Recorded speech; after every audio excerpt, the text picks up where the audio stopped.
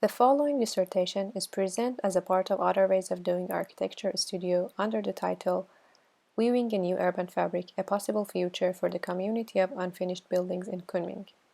During the process of reading resources and analyzing case studies related to the studio's theme, a unique situation as a project context was introduced to us which led to new directions. While I was researching the evolution of architecture practice throughout history and changes that happened to the role of the architect and emergence of users' involvement in the design and construction process, the new context triggered the idea of architecture without architect and architecture in flux, which I discussed it thoroughly in the booklet. The context of this project is a community of unfinished buildings in Kunming, southwest China, inhabited by a group of owners as a result of COVID pandemic economic effects. Kunming Happy City was a real estate project pre-sold to many families who were looking for a better living environment. In 2017, an economic crisis brought the construction to an abrupt stop, and in 2020, when Corona became a worldwide pandemic, a group of owners found themselves in financial trouble, and they didn't have any other option but to live in unfinished buildings. 12 unfinished concrete structures without water, gas, electricity, and elevators accommodate more than 30 families with no other shelter to live. These people made a community to make this inhuman environment livable. They mostly live in lower-level units of the towers for easier access. These apartments don't have sanitary or kitchen infrastructures, so the solution was a community kitchen and sanitary spaces on the ground floor. They even made a community farm to produce vegetables for cooking. By looking into videos, photos, and reading some of the inhabitants' stories through interviews, I was able to better understand the situation. These people are generally migrants from rural areas, came to the city to find a job, and now they mostly work in informal sector or lost their jobs as a result of pandemic. Due to the delays in finishing their homes, some families have been torn apart, and the story of single moms starting over a new life in this context has been repeated. They have different stories, backgrounds, and family structure, but same motive, improving their living environment. The project site is located quite far from the city center and close to the airport. Formerly, it was an industrial area and in recent years has been changed to big housing project like the Happy City. These 12 towers are the second phase of a three-phase project that has remained incomplete like a lot of similar projects in China. On the project site, an urban village was entirely demolished in 2011 due to the authorities' policy to tackle housing problems for rural migration. The policy is demolishing informally built neighborhoods and building commercially developed housing projects. The inhabitants of demolished villages should find their home in the new developments, but they can end up with unfinished buildings and not money. These people have to create their living environment like in urban villages, but this time in the context of unfinished towers. The aim of this proposal is to work with the actual situation and use it as an opportunity. It's about weaving, working with the existing physical context and social relations to create a possible future for Kunming Happy City. To work on the context of unfinished buildings, I imagine possible future developments. This development can happen in three phases. The first would be a development limited to the first three levels of the towers. In the second phase, when more spaces would be needed, more financial resources would become available, and when the first phase interventions would be successful, they could use these unfinished towers as a concrete-based structure, and by adding and extracting volumes, they can create elevated spaces. The third phase would provide more residential spaces by attaching capsule units to the tower. The first phase is going to be subject of this proposal. As a reflection to urban standardization and real estate development, I looked into vernacular urban culture and environment to give a quality of locality to my proposal. This quality can be achieved by incorporating morphological, physical, spatial, and social features of traditional Chinese cities into proposal. I'm using the urban fabric characteristic of Chinese cities with combination of low-rise private courtyard houses and commercial streets called hutongs as critical social spaces of the neighborhood and the quality of juxtaposition of commerce and residential in shop in front, residential in behind layouts. Regarding the material and craftsmanship, wood, as one of Chinese most frequently utilized construction materials, is an appropriate choice. The traditional logic of constructing a wooden structure using prefabricated elements will be used due to the flexibility it provides, the ease of craftsmanship it requires, and the recyclability it offers. Building manuals as a way to pass the knowledge to the other people is a part of the wooden structure building system and has been in Chinese culture since 12th century. One of the vernacular Chinese wooden dwelling typologies in southwest China is a stilt, an elevated dwelling with a wooden framing system which is still being used in contemporary wooden structures. The spatial configuration, easier construction techniques, and the background culture of collaboration of families to build these structures make it good reference for this proposal. The first phase of possible future is a new urban fabric designed and built by the users. There is a vertical limit of the three first levels of the towers for these new structures. This limit assigned based on the living patterns of the current inhabitants, the low-rise classical Chinese urban fabric, and also the pattern in urban villages. In order to build this new structure, inhabitants need to be trained and also they need a way of financing these constructions due to their weak economical situation.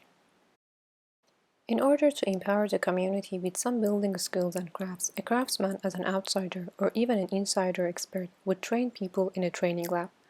And when they learned how to build a structure, the expert can leave and the community can pass the knowledge to the newcomers, as a system with the vernacular architecture passed by the people. Also, a written manual can be designed for the building these structures as a modern and simplified version of what was in Chinese traditional manuals to pass the building knowledge to the newcomers.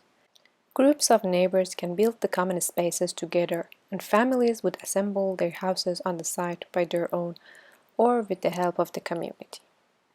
To finance this construction, there can be a microfinance system to help the people gather the money together and also create a trusted community with each other.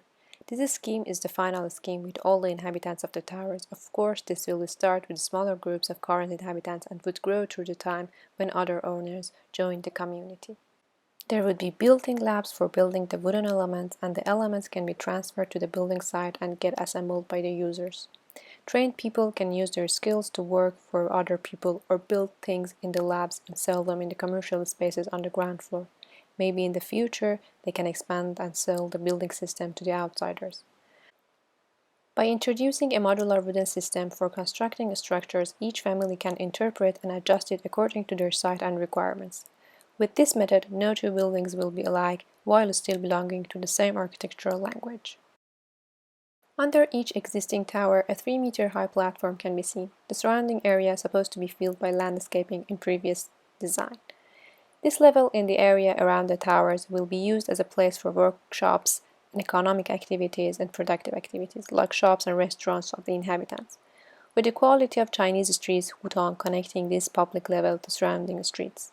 One level above will become an open level to locate community activities, and 2 upper levels will be private housing levels. As the structure goes up, the combination of wooden structure become more complex and the program become more private.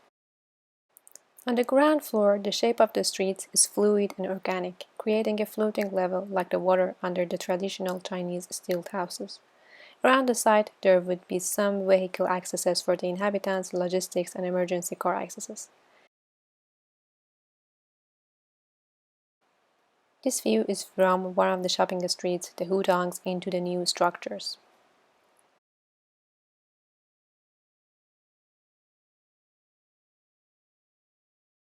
The first level, which is the community level, contains the labs, the community kitchen, the farm or the farms of each household, and all the activities for the inhabitants of Kunming Happy City. It has equality between the private spaces and public spaces, which are open to the city.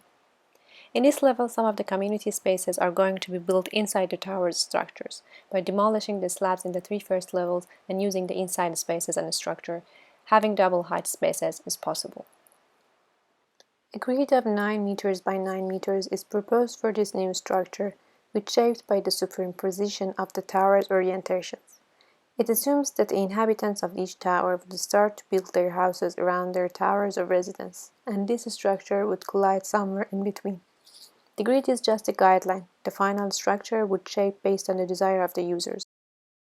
The construction would start from the 3 towers near the entrance, which at this moment accommodate the inhabitants, and the rest of the land can be used to plant trees for the future construction wood resources. Through the time, the construction site would expand and the trees should be planted on the new landscape. In this view, we can see the contrast between the new wooden structure and concrete towers. Small, elegant wooden elements assembled by the users have the quality of flexibility opposed to massive poured concrete structure with no spirit of change. The warmth and natural quality of wood contrast with the cold and rough sensation of concrete and its limited ability to recycle. On the architectural scale, the wooden structure of the housing units is 3 spans of 3 meters. The structure, based on Chinese wooden architecture, contains vertical and horizontal elements, with no glue, connecting by special joints. These structures become more complex as they go uppermost. There are simple columns and beams in lower levels, and when they reach the roof, there is a more complex combination of elements. There are a lot of possibilities for planning housing units which will be proposed as a guideline, but the choice is by the users, based on their family composition, needs, and financial resources. This modular system gives the freedom to the user to change their houses through the time, adding spaces or even reducing spaces and selling the building elements to the neighbor is possible in the circular ecosystem of the new happy city. Two last levels of structures will be private. The housing units will be placed at these levels. They can be accessed by a private staircase directly to a terrace. Terraces are going to be private open spaces for each family, same as old courtyards. There is going to be a possible way to access the housing from the tower staircases and elevated pedestrian accesses. This image is from the first floor and one of the farms towards the new urban fabric. You can see the relation between the different levels in the foreground and the reserved concrete towers in the background. By dreaming the far, far future, maybe near 2080, new volumes may be built as second and third phase of the project. But these phases are not developed ideas, just a vision toward the future.